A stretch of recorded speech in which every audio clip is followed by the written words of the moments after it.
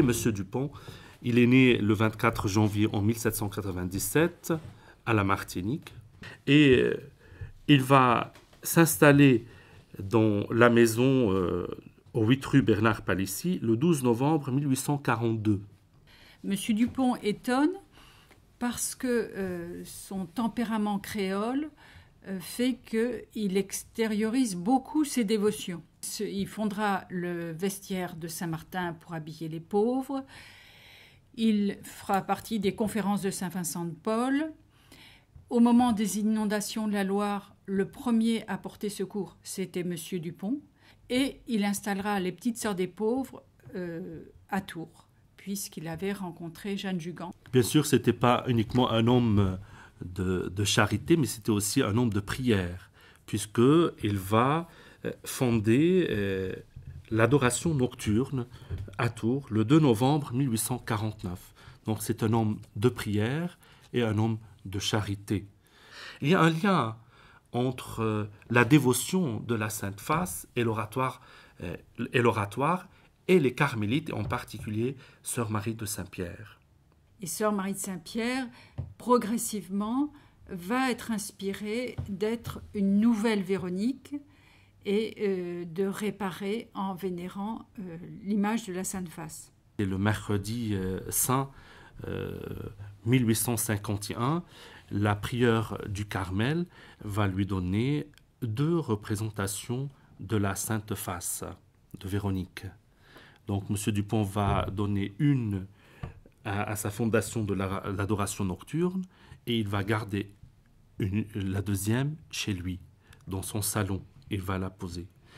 Et donc, la lumière, il va allumer devant cette Sainte Face une lampe à huile qui va être allumée pendant 3 jours. Et maintenant, elle est toujours allumée depuis. Et le samedi saint, on a eu la première guérison. La première guérison par l'huile qui est allumée devant la Sainte Face. À partir de cette première guérison qui a lieu le samedi saint dans sa maison, s'instaure un véritable pèlerinage à la Sainte Face. Dans son salon, les personnes malades viennent le visiter. Monsieur Dupont les fait prier devant la Sainte Face, leur fait des onctions d'huile et beaucoup sont guéris. Monsieur Dupont, bien sûr, consigne toutes ces guérisons et il envoie des flacons d'huile par milliers pour soulager les malades. Il y avait jusqu'à 300 personnes par jour ici. Alors, il faut dire que M. Dupont a une grande ténacité pour manifester sa foi et il veut restaurer les pèlerinages. Il veut restaurer le pèlerinage de Saint-Martin. Mais la basilique a été complètement détruite par les révolutionnaires. Il ne reste rien. Avec les amis du vestiaire de Saint-Martin, ils rachètent les maisons de la rue Descartes et ils font des fouilles dans les caves des maisons. Et le 14 décembre 1860, on découvre les vestiges du tombeau de Saint-Martin. Et c'est grâce à M. Dupont que nous avons maintenant la basilique actuelle, puisqu'il y a une première chapelle dans ces caves, et puis ensuite on a envisagé la reconstruction de la basilique. Il a fondé l'adoration nocturne juste après l'inauguration de l'adoration nocturne à Notre-Dame des Victoires. M. Dupont était en lien avec le père Hermann. Et cette adoration avait lieu dans la chapelle des Lazaristes. Chez lui, il priait, il méditait l'écriture, il aimait aussi recevoir des ecclésiastiques, des religieux, des magistrats, des médecins pour prier et méditer l'écriture à Bible ouverte.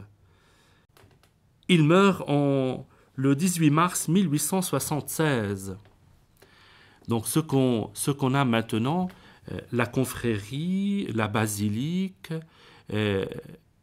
Dupont ne les a jamais connus comme ils sont actuellement.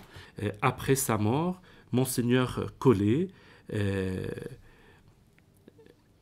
il va inaugurer la confrérie comme on dit, la confrérie réparatrice des blasphèmes et de la non-sanctification du dimanche, qui va être rédigée en archiconfrérie par le pape Léon XIII. Après sa mort, son salon va être transformé en un oratoire, une chapelle, qui va être bénie par Monseigneur Collet pour continuer ou prolonger cette œuvre de prière à la Sainte Face pour, comme on a dit, pour la conversion des pécheurs et la gloire de Dieu.